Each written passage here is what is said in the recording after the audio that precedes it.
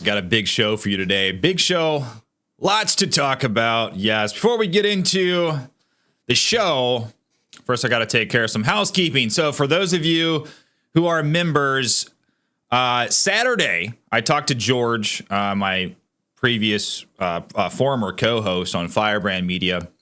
He's not able to do the conversation on Saturday.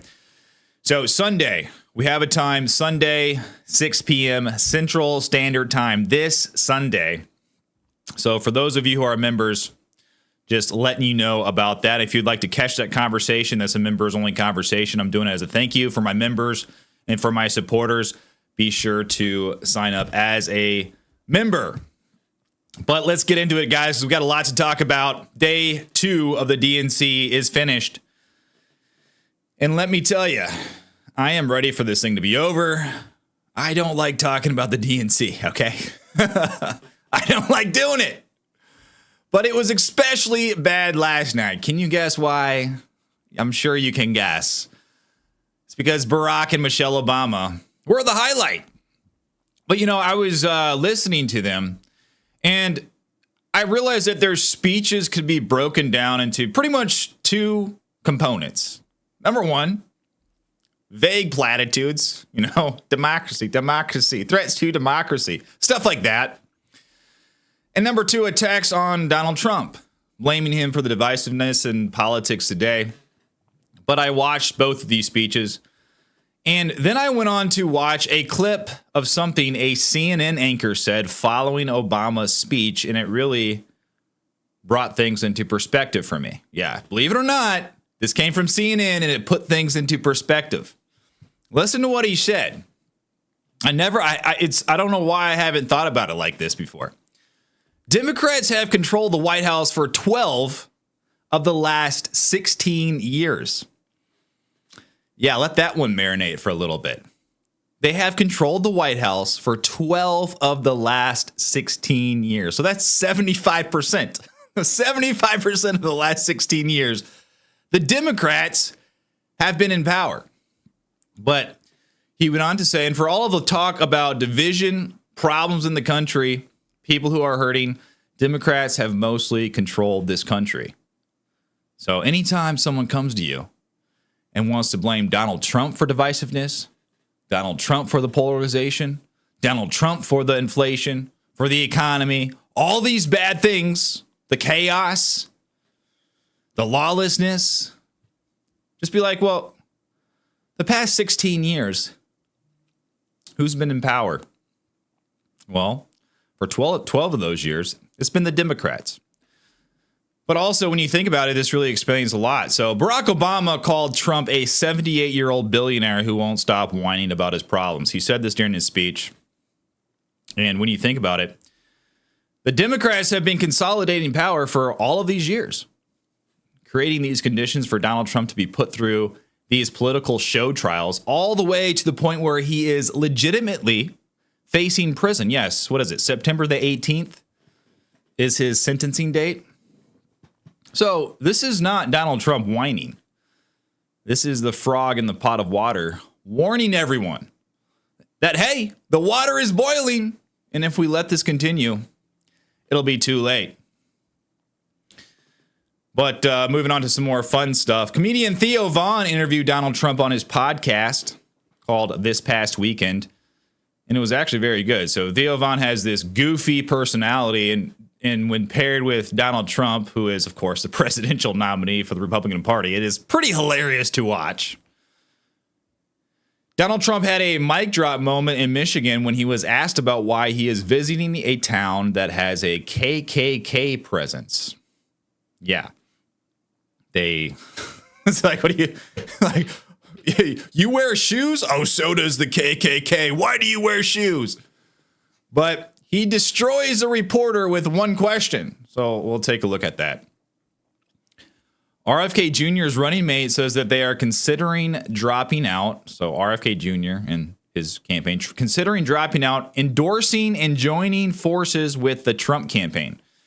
And Donald Trump himself has responded. So we'll find out what he has to say about this. The DNC protests are not slowing down. They are only ramping up.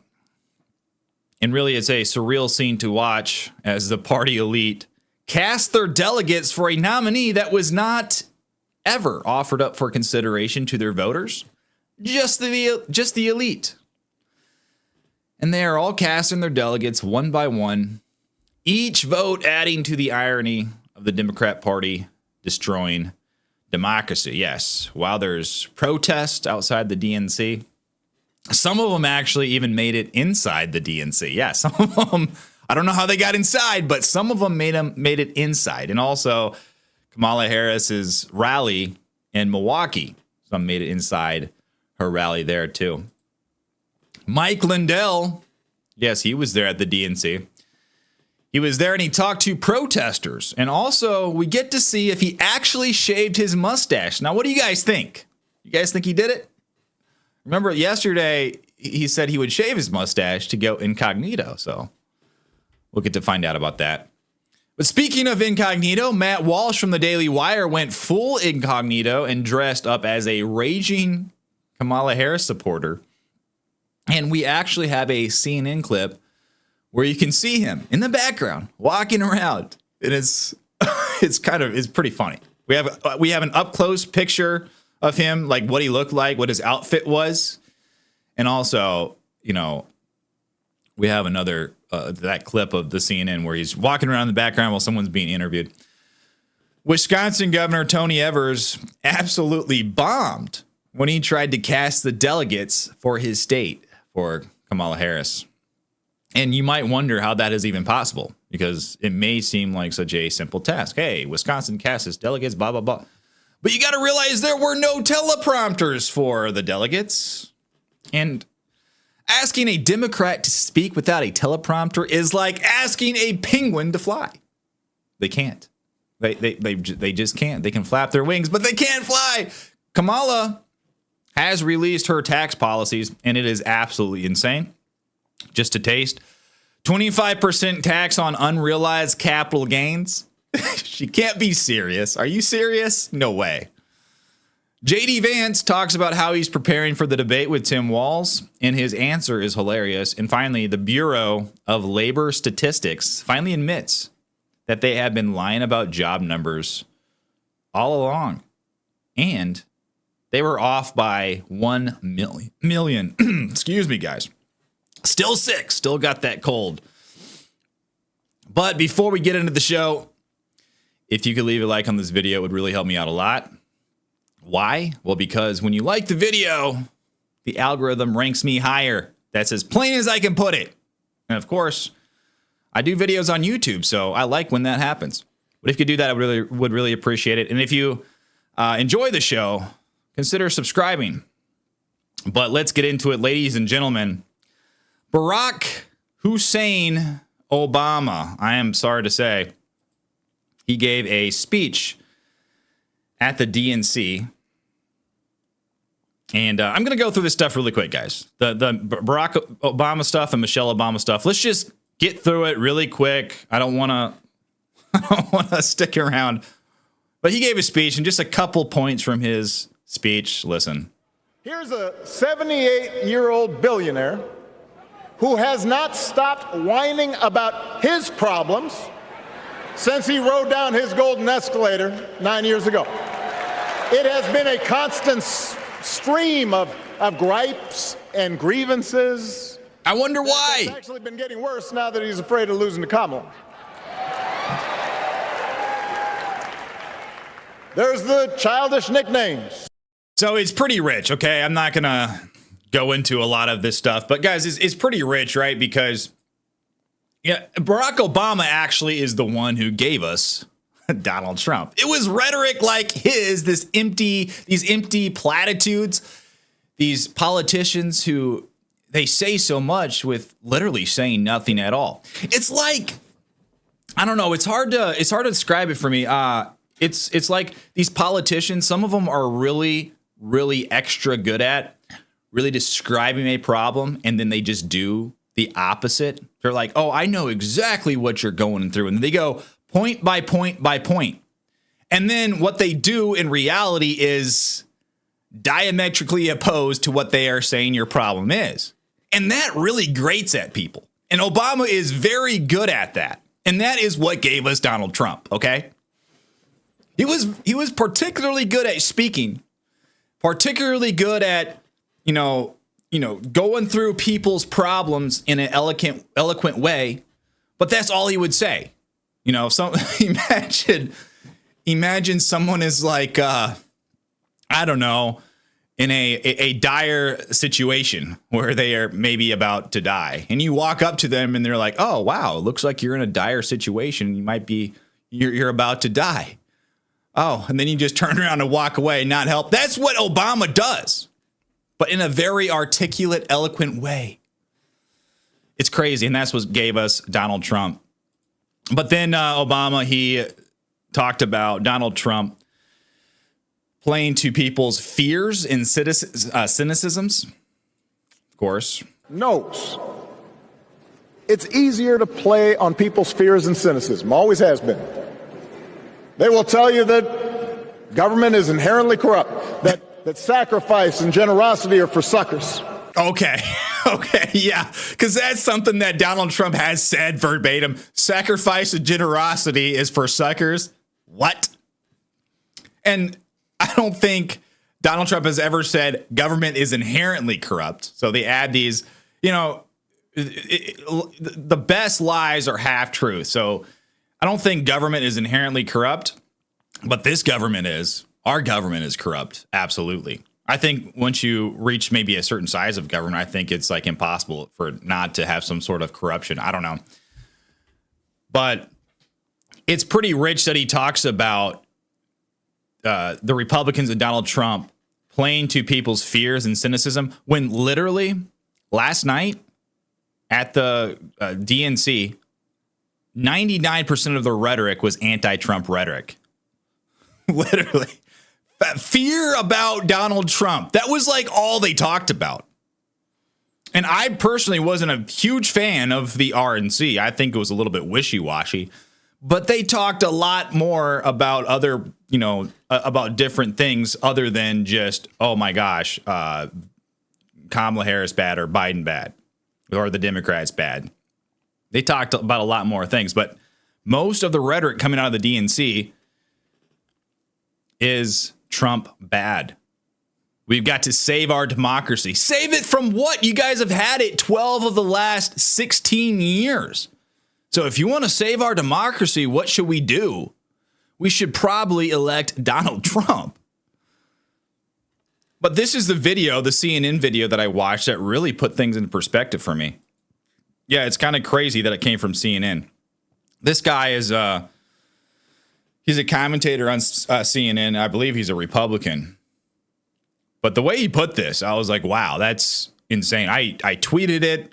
I rarely post on Facebook, but I posted it on Facebook because I think it just kind of gives people this visual of where we actually are at. And it kind of shows what liars the Democrats are. Listen. In all these speeches, as good as they were, is that she's in the White House right now. Democrats have controlled the White House for 12 of the last 16 years. And for all of the talk about division and the problems in the country and people are hurting, Democrats have mostly controlled this country. Trump had it for 4.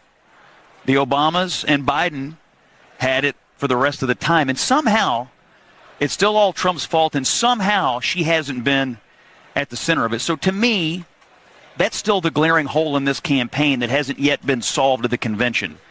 How do you explain all of the problems that will be solved by the person who is currently in there for the last 3.5 years, who is supposed to already be working on solving it?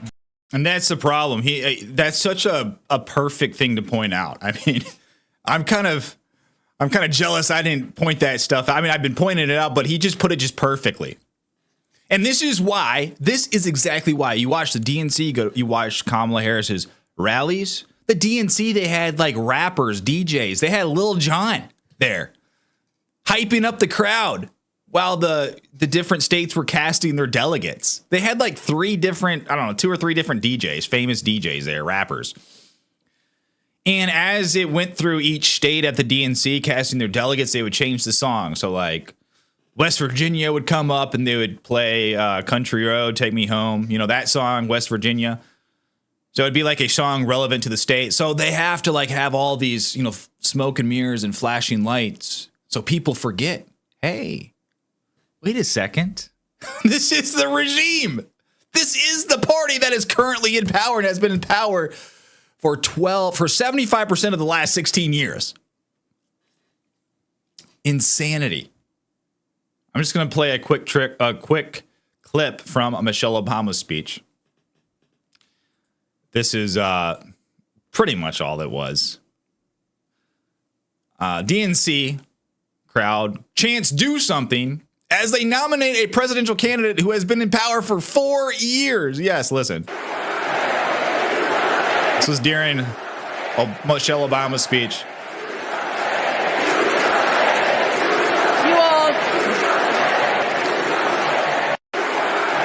Yes.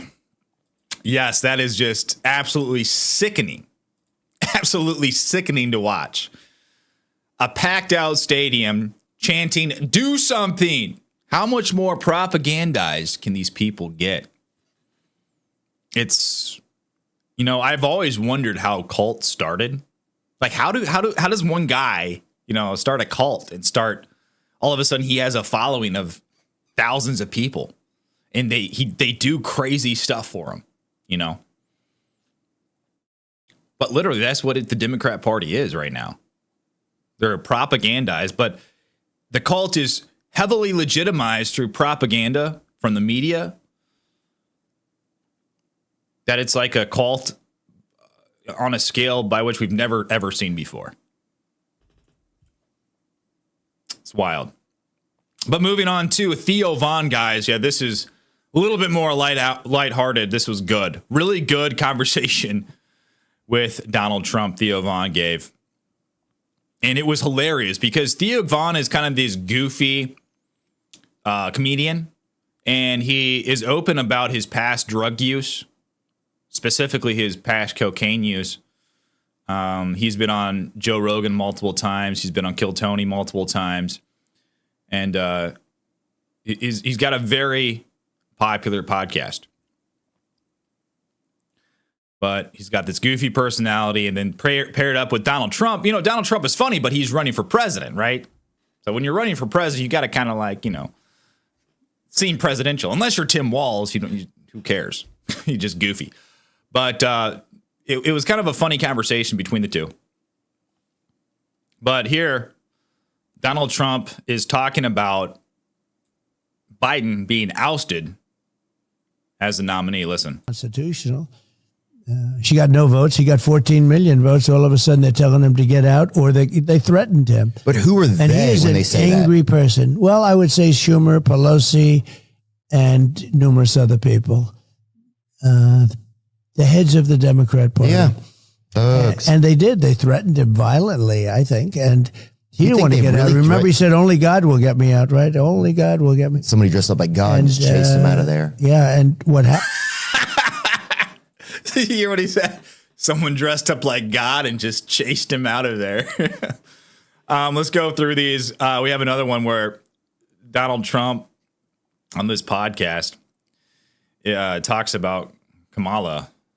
Listen. Why didn't you fix it? And she has no clue. And you know what I say about her? Why don't you do it? She complains about everything. She's been there for 3.5 years. Why don't you do it? All you have to do is say, why don't you do it? Why didn't you fix it? You could fix it right now. Don't, do whatever you're doing. Yeah. And she won't talk to you, and she won't talk to anybody. She won't be interviewed. She's welcome to come on. I would love to get to talk to her. I'm sure she'd be very exciting. Actually, you could make her exciting, probably. You think? Yeah, I think so. Somebody said she's a good roller skater. That's what I heard, which is crazy. That's about it. Yeah. So Theo Von, he says he's like this guy. I've listened to multiple podcasts of his, and I've listened to his stand-up. He's like this guy. He's very good at just coming up with stories just out of thin air. And they're not really meant to be true. They're just meant to be funny. So he says a lot of random things. That's kind of his appeal, Theo Von. He's just kind of a funny guy. and he's got the wildest stories. But another one, Donald Trump talks about his return to X, and also Elon Musk takeover. Listen. Had hundreds of millions of people. Even now, I haven't been too active on X, but I have, I guess, 90 some odd million people on it. But I was much higher than that when I was It's like actually all on the it. people. I don't even know how many people there are. Yeah, it's been, but I love the job he's done, and he's brought a certain voice back into play. Yeah. The previous people were terrible. Yeah. Every time you do a thing, you'd be red flagged. They'd put up a red flag. Every statement you made, you'd be red flagged. Yeah, it's almost like, it's like when you have a babysitter and they don't want to have any fun or whatever. Yeah, right. That's kind of the vibe I got. Had hundreds of millions of people. So, yeah, if you guys want to see more of that, go check out Theo Von this past weekend. I mean, he does a great job, and that was a funny conversation. I actually need to watch the whole thing. I haven't watched the whole thing yet. I've just seen some clips on X, so I need to take a look at that. But moving on, Donald Trump talks about where his son Barron will be attending college. He doesn't say for sure, but he does say it will be in New York. Listen. You've been talking about your son Barron and more recently. Has he decided where he's going to go to school, university? Well, he is. We're going to announce it soon. He's all set in a certain school that's very good. And Is it in New York? It's in New York. It's in New York. And he's always been a very good student. He's smart. And so we'll be letting you know very soon. NYU or? I'll tell you soon. I'll tell you after this. And then, I'll tell you off the record. Great. And then one on Ukraine. Ukraine has invaded a region of Russia recently, Kursk. Yeah. If you were president, would you tell the Ukrainians that you support that? What's your policy on that? Well, if I was president, nothing would have happened. It would never have happened. This is a sad thing. Millions of people have been killed. The place has been just absolutely destroyed. You look at the cities, they're one after another. It's just... So then he goes into some Ukraine stuff. And of course, we know what Trump has to say about the Ukraine stuff. If I was in office, that would have never happened. So that's nothing new. But Donald Trump lands in Michigan for a campaign stop. God, I haven't seen this brutal of a mic drop moment in a while, guys, from Donald Trump. I'm gonna play for you. I'll play for it. I'll play it for you here in a little bit. But this is Donald Trump walking down the plane, the steps of the plane, Trump Force One in Michigan.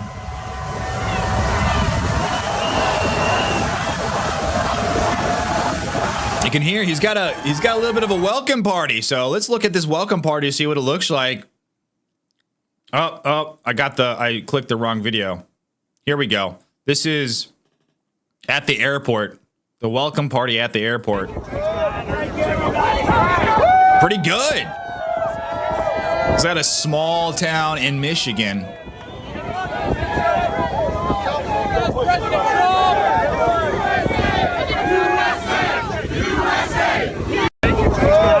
Yes, and then, of course, driving through, this is what it looked like.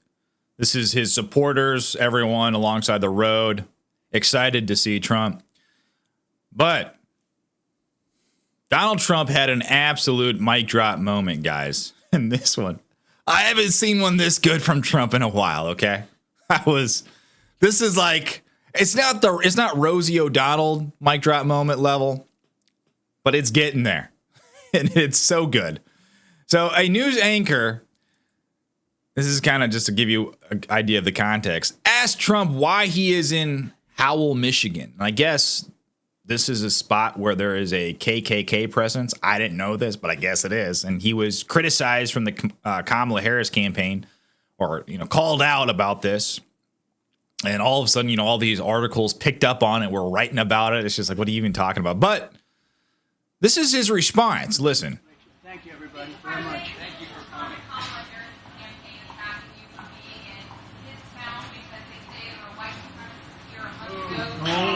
They're Democrats.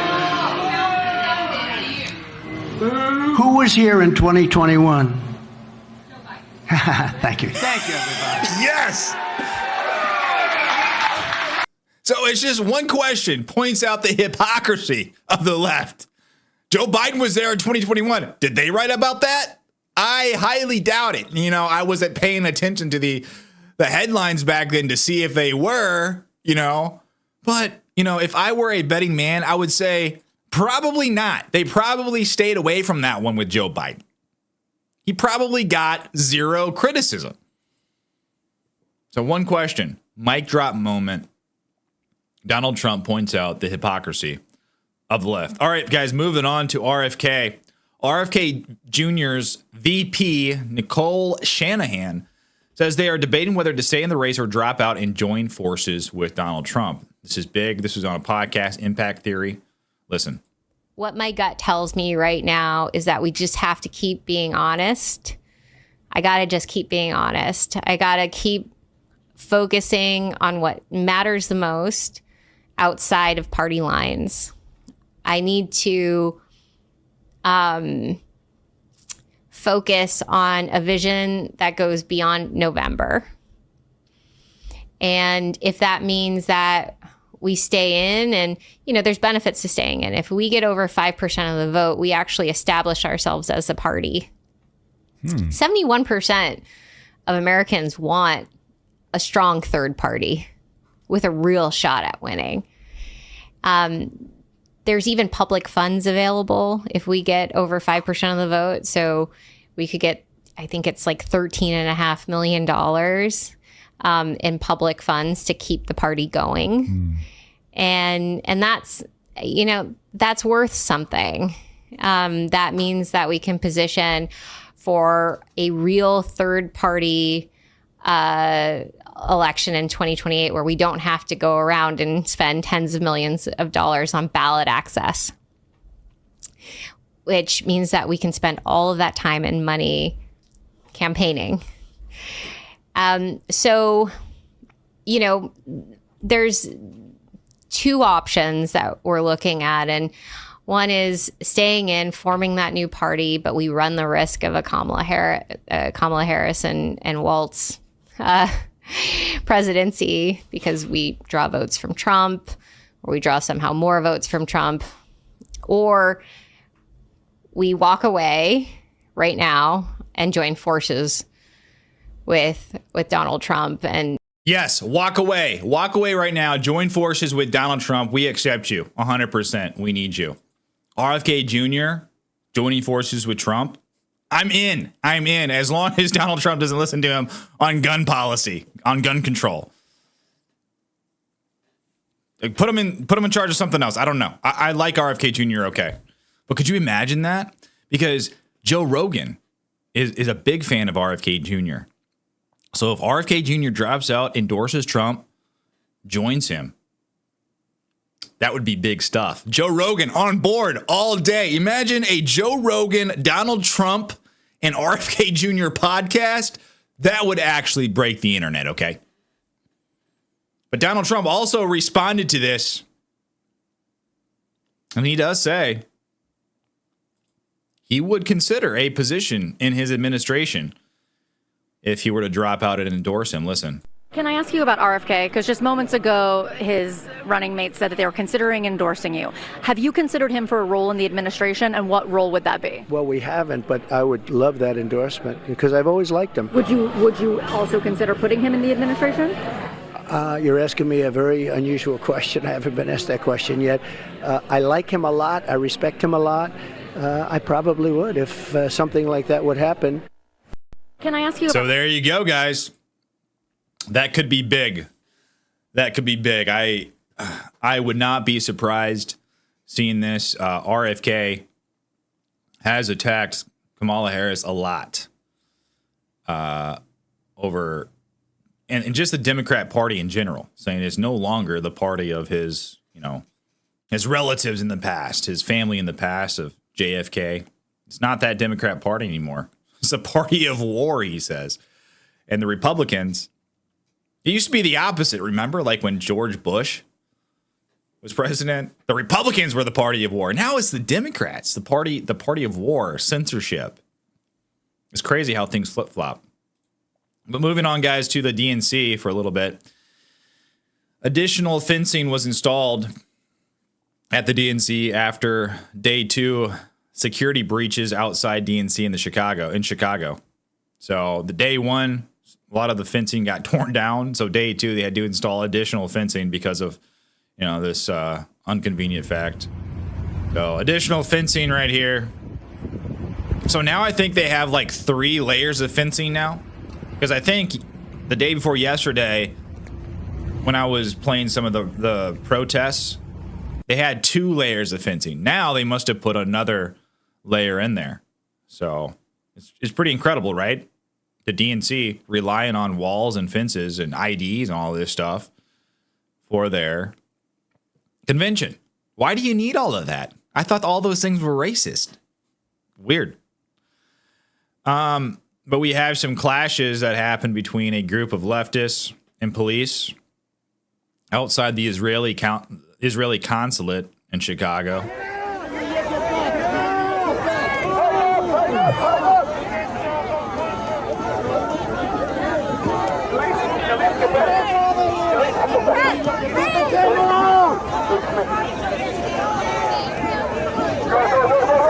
So some pretty large protests out there. Also, there was a group that made it into the Women's Caucus meeting at the DNC and disrupts proceedings. So this was the scene, what happened. I don't know how they got in, especially with those signs. They must have just put them in their purse or something.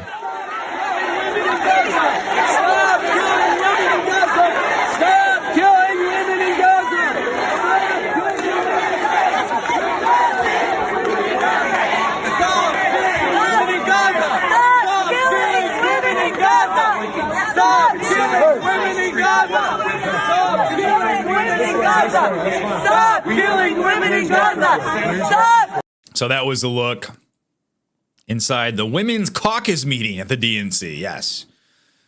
Protesters infiltrated. Moving on. Mike Lindell, guys. Time to get in your votes. Did Mike Lindell shave his mustache? Did he do it? Well, I regret to inform you that he did not.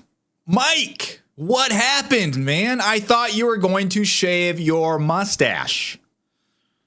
Now, personally, I'm glad he didn't actually, because I can't imagine shaving my beard. After a while, when I shave my beard, guys, because I've had it for so long, I'm 33 years old. I think I started growing it at I don't know, what was I, 17, 18 maybe? And I've shaved it only a handful of times since then. And when I shave my beard, I don't even recognize myself. I'm like, where is my chin? Why do I look like I'm 13? So I completely understand. I empathize with Mike Lindell for not actually shaving his mustache. But he was out there talking to pro-Palestine protesters in Chicago, trying to get them to buy his pillows. Yes. Businessman through and through. Listen. Secured all about it. These are 40,000 our elections. No our elections. My pillow guy has to say. You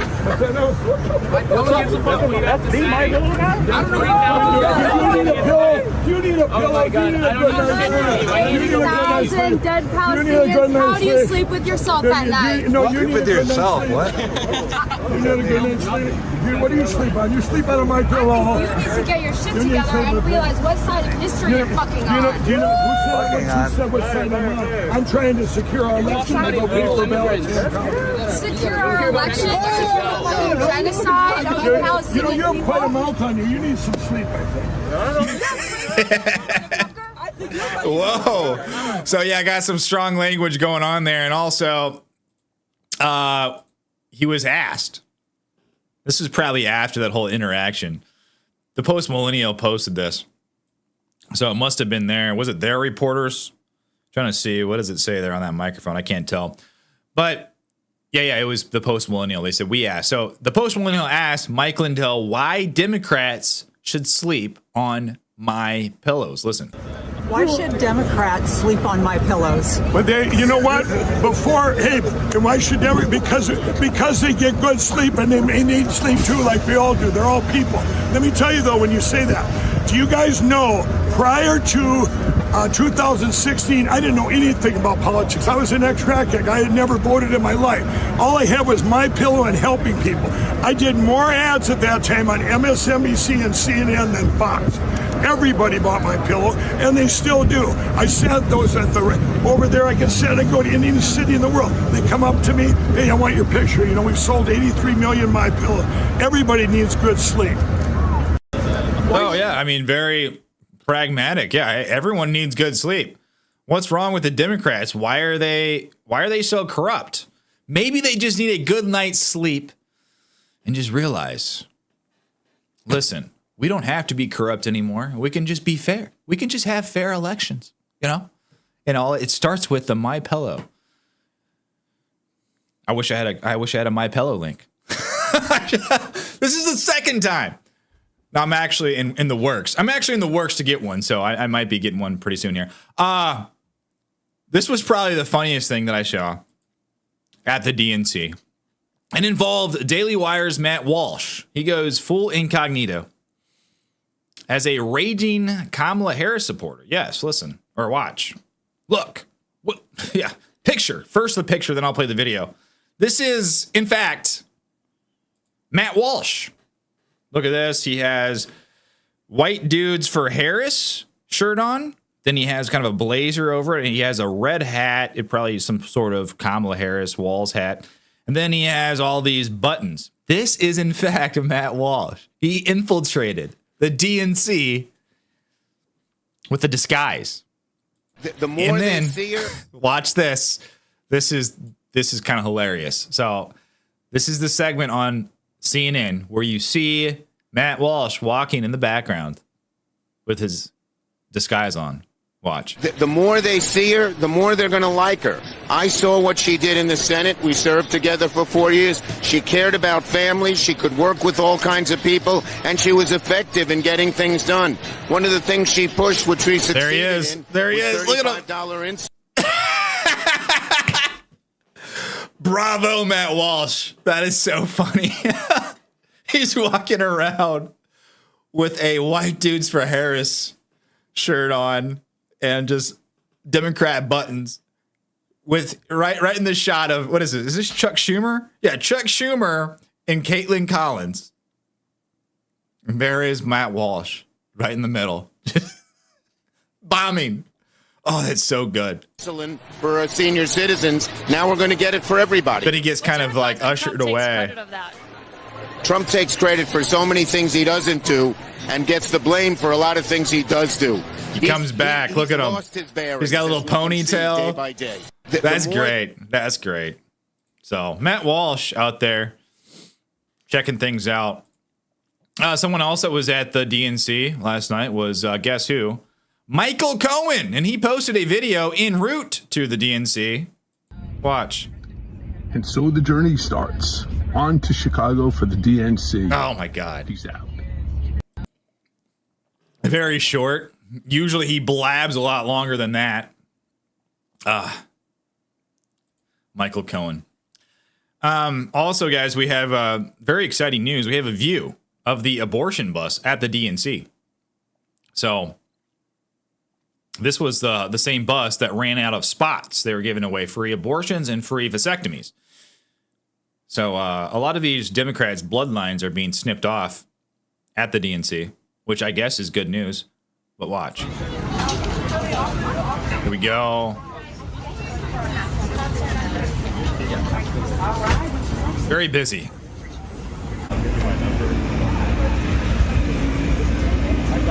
So yesterday you could have, had a night out on the town or a day out on the town in the city. Go and get your vasectomy, get your abortion pills, and then you could go a little bit later and you could, listen to Bernie Sanders speak and then Michelle Obama speak and Barack Obama speak. So, it's a very, very exciting day for some people. Yes. Horrible. During the DNC, The View's Anna Navarro calls Donald Trump a communist. Yes. Listen. W dogs. Donald Trump and his minions call Kamala a communist. I know communism. I fled communism this is from crazy. Nicaragua when I was 8 years old. I don't take it lightly. And let me tell you what communist dictators do. And it's never just for one day. They attack the free press. They call them the enemy of the people, like Ortega does in Nicaragua. That's crazy. They put their unqualified Is this the RNC? relatives in cushy government I fled jobs communism. so they can get. So yeah, Donald Trump apparently is the communist. Right. Says the party who just installed a candidate with 0 votes. Incredible. Very quick, I'm gonna go through just a small scene of what was going on, guys, at the DNC. Chuck Schumer came out dancing. Yes. This is what happened. Yeah, he came out dancing to, what is that singer? I can't remember the song. But yeah, he came out dancing, very cringe. Yes. Unless you're into that sort of thing. Everyone loved it though, it looked like. But then we had the states casting their delegates. Okay. And this was mostly kind of boring, but there was a DJ, there was Lil Jon, there was another DJ there. There was like 2 or 3 DJs there, rappers. And it was pretty boring, except for a couple moments. Number 1 was Wisconsin Governor Tony Evers, guys. He totally flubs casting the votes for Kamala. It's just like, really? You couldn't just cast your votes for Kamala? You messed this up? Imagine what else he's messing up. This is the governor. And he can't speak without a teleprompter. Completely blanks. It's bad. It's like not even 1 point. It's like 2 or 3 spots where he blanks. Watch. I'm here because I'm jazzed as hell to announce that Wisconsin passed 1 vote present and 94 votes who are we at? Got me going here. Former Wisconsinite, former state, oh my God. Bro, get it out.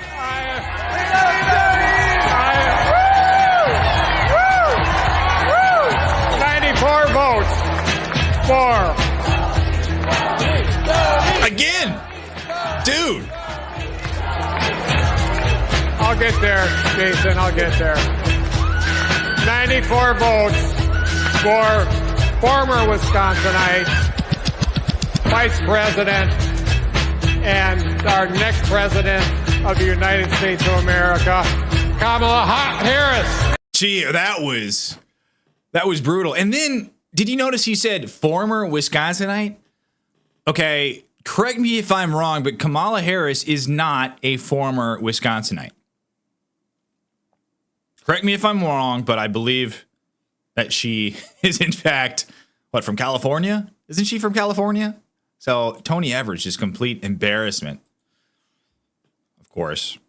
But after all the states cast their votes, she was declared the nominee officially of the Democratic Party. Yes, after the elites. Thank you to everyone who participated in our celebratory roll call. And this guy. They have this guy. You know how critical you are to this process. And earlier this month, when we conducted our virtual roll call, I am thrilled to reaffirm Kamala Harris as the Democratic nominee for President of the United States. Yeah, this is like your typical Democrat dude right here. Just total, like, no testosterone. Like, just totally subservient to convention rules of procedure. Female nature. Vice President Kamala Harris has been invited to make an acceptance speech, which she will give on Thursday, August 22nd. So, yeah, Kamala Harris officially, great news, officially the nominee. But let's move on to Kamala's taxes. This is wild, guys. Some of Kamala's policy so far.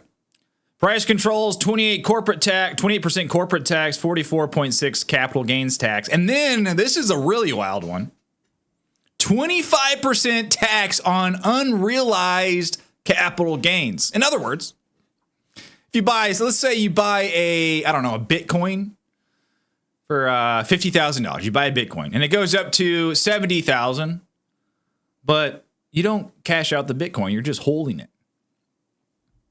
You still owe tax on the $20,000 capital gains. Or let's say you paid $250,000 for a house. Zillow says it's worth $500,000 fair market value. Your cost base is $250,000. And then you have $250,000 in the house, unrealized capital gains. You owe 25% of that unrealized capital gains on the fair market value. $62,500 owed to the IRS. Or another way to look at it, imagine buying shares in a company for $100,000 and their value raises to $150,000. So you've made $150,000, but you haven't cashed out, so it could still go down. Under Kamala's tax plan, you would still owe taxes on the $50,000 gain, even though you haven't sold the shares or made any actual profit. Absolute insanity, guys. So, what the? I can't even believe. I mean, the price controls and the unrealized capital gains tax, that's wild. That is, wow, that's going to take a lot of propaganda from the media to push that stuff through. I don't know why anybody would want to vote for that. But Kamala Harris, while the DNC was going on last night, she was in Milwaukee giving a rally. And this was kind of the look outside her rally in Milwaukee. Lots of protests. Police everywhere. It's look at the police presence. Wow, that's actually impressive how many police are there. Look at that. The police almost outnumber the protesters there, huh? Pretty crazy. But the rally was actually crashed by these protesters. There was a few that made it through somehow. And Savannah Hernandez was there reporting on this, and she posted this video. Some protesters during the rally. The other focused on the past. And Wisconsin, we fight for the future. So then you have some of the officials coming up and ripping the sign from their hands. Trying to fulfill the American dream, and we need to give people help to get there. And then being ushered out. So that was the look in Milwaukee. Before the rally, Tim Walz was having a normal one. He comes out dancing like an idiot, of course. just watch. Tim Walz. He's just like a jerky, floppy guy. Like, what is he even doing? He plays that just like goofy, unthreatening white guy. And those are generally like the most threatening ones. Men that are not in touch with their masculinity, I am very I'm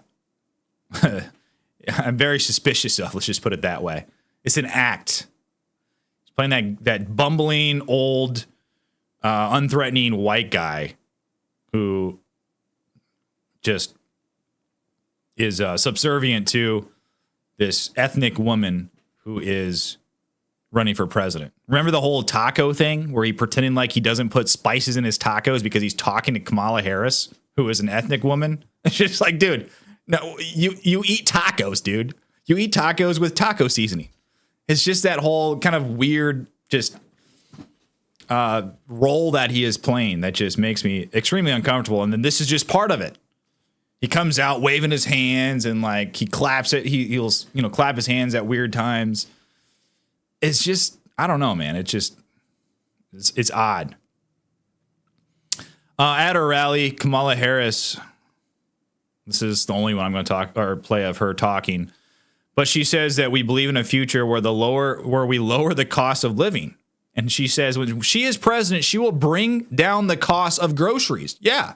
We believe in a future where we lower the cost of living for America's families. And when I am president, I will bring down the cost of groceries by making sure markets are competitive and fair. We believe. Notice that she didn't say anything about price controls there. She didn't say anything about price gouging, making sure that markets are competitive and fair. So they realized this whole price gouging thing that they were pushing out there really just exposed the fact that it was actually price controls. Now she said, we're going to make the markets competitive and fair. When in reality, she still is talking about price control. She's just switching up the rhetoric so that people can't catch up to her tricks, what she's actually saying. And then, plus, Kamala, you're the vice president now. You were in this administration when the election happens, you're going to have been in the administration for 4 years. And people are just pretending like this isn't. They're pretending like Kamala Harris dropped out of a coconut tree. That's what I said. Everyone's pretending, all these Democrats, they pretend like she just dropped out of a coconut tree. When in fact, she exists in the context of everything that came before her. And what came before her is that she was part of this administration for 4 years almost. So, yeah, use her own quotes against her. Really quick, guys. JD Vance. He was, where was this? I believe this was in Wisconsin. He tells us all how he is preparing for the debate with Tim Walz. Listen. Back to my question. So Donald Trump has enlisted the help of Tulsi Gabbard to prep for his debate. I'd like to know how you were prepping for a debate with Tim Walz, who has described himself as a bad debater. Who's helping you, and how are you prepping? Well, I found a good friend from back home who embellishes and lies a lot, and I'm having him stand in for Tim Walz. That's what we're doing during our debate. That was a good one. That was good. So it's good that JD Vance is a friend like that so that he can practice on. But last one we're going to talk about is the Bureau of Labor Statistics has been lying about job numbers. Well, of course, it's a mistake. They say it's a mistake, but really, is it, though? Is it? I don't believe in consequences. New York Post is reporting on this. Wall Street banks brace for downward revision. Yes, revision of up to 1 million fewer jobs, fueling worries the Fed failed to slash rates on time. The federal government is poised to reveal that the U.S. economy created as many as 1 million fewer jobs than previously thought in the 12-month period that stretched through the end of March. The Bureau of Labor Statistics is expected to announce a significant downward revision of job growth statistics on Wednesday. That's today. A development that could fuel the perception on Wall Street that the Federal Reserve has waited too long to start slashing interest rates. If you guys remember, 2-3 weeks ago, we had that stock market crash. And this was preceded by low job numbers that triggered a recession indicator. And then we had the crash. And now we're finding out that actually it's 1 million jobs lower than we thought to begin with. So I don't know what's going to happen. This might be really, really bad. They say experts at Goldman Sachs and Wells Fargo are predicting that the preliminary benchmark revisions on Wednesday will show that the economy created between 600,000 and 1 million fewer jobs than what was reported. Economists at the JP Morgan Chase foresee a downward revision of around 360,000. A downward revision of more than 501,000 would be the largest in 15 years. Traders will focus on comments by Fed Chair Jerome Powell on Friday at the Kansas City Fed's Jackson Hole Economics Symposium for any new clues on the likely size of a rate cut next month and whether reductions in borrowing costs are likely to happen at each subsequent Fed meeting. So it's weird. There's a lot of unprecedented things happening. Trump, being possibly sent to prison, unprecedented. Largest downward revision of jobs, unprecedented. There's just so many unprecedented things happening. Kamala Harris being installed as the Democrat nominee with 0 votes, unprecedented. Why? I don't know. Maybe it's because for the past 16 years, 12 years of those, the Democrats were in power. And they've created this environment where they can lie about things. They can report things dishonestly, and there's no consequences. They can report things like this to skew reality, skew the facts, skew the truth. Maybe that's why. But ladies and gentlemen, that's all we have for today. How are you guys doing? You guys made it through with me. See what we got here. We got some people in the chat. Yeah, guys, I don't like talking about the DNC either, but you know, sometimes I have to. I gotta talk about what's going on in the news. I'm a topical news show, so that's what I gotta do. But how are you guys doing? Hold on a second. Let's see what we got in the chat over here. Hey, we got Queen Bee's Art Hive here. She's in the chat. Hey, thank you to some of my members, my great members. We got Thorny Nose in the chat. We've got Michelle C in the chat. Hey, Michelle, how's it going? Thank you for modding for me this morning. Always doing a fantastic job. Patrick H says, like they say, we're breaking glass ceilings. Yeah. Yeah, right. Breaking glass ceilings. We got Mama Bear. We got Christy. Trium Infinitum. See, I can say your name. I can say it. Who else we got? We got Scoop. Patrick H. Veronica.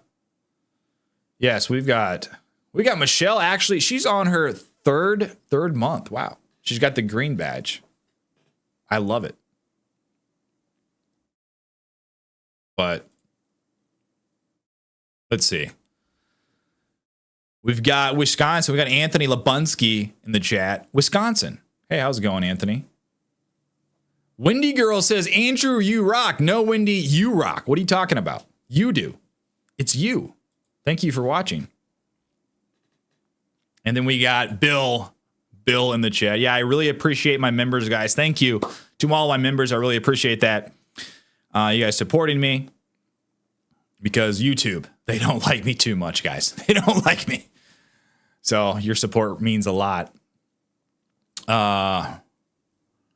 Let's see. What else do we got?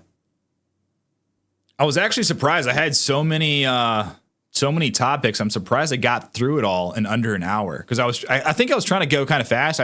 I did skip a few things, guys, because there was just so much going on yesterday. There was the DNC. There was Donald Trump, his campaign stop in Michigan. There was J.D. Vance, his campaign stop in Wisconsin. There was Kamala Harris, whose rally was in Milwaukee. There was, Matt Walsh, Mike Lindell, RFK Jr. There were so many different things that happened yesterday. So I just kind of tried to touch on every single one of them very quickly, and I actually made it through faster than I thought. Michelle says, I'm well on my busiest day of the week. Wow. Today's your busiest day of the week? Jeremy Byers in the chat. Hi, Andrew. I saw some people were like, oh, I don't want to watch a show about Obama. I saw that. But I think I made it through very quickly. So you guys didn't have to watch too much Obama stuff. I just touched on a couple points. It's just weird watching Obama and listening to what he's saying. It's just weird how empty his words are when he talks. Michelle Obama and Barack Obama. And you look at them while they're talking, and these people are just like completely, they're like psychopaths. They really are. You hear them talk. These people hate America. And it's so crazy how people can say just anything just to try to get a reaction. Empty words, platitudes. It was hard to watch, but you kind of understand how we got Donald Trump, because essentially Obama gave us Donald Trump. He was the reason why we got Trump. But, ladies and gentlemen, that's all we have for today. If you could please, before we get off here, if you could leave a like on this video, it would really help me out. And if you enjoyed the video, consider subscribing. If you'd like to support the show, I have my links in my description. I got my Cash App. I got the join members link. Those are the best way to support me. Remember, Sunday, 6 p.m. Central Standard Time, I will be having my conversation with George. And we're just going to talk about him, what he's been up to, what he thought about the DNC, what he thinks about Trump's campaign, and all that stuff. So it'll be a very interesting conversation with George. So if you'd like to catch that, I'm doing it for my members. It's members only. So be sure to join. But ladies and gentlemen, thank you for watching me this morning. We'll see you tomorrow morning at 9 a.m. on the next one. God bless.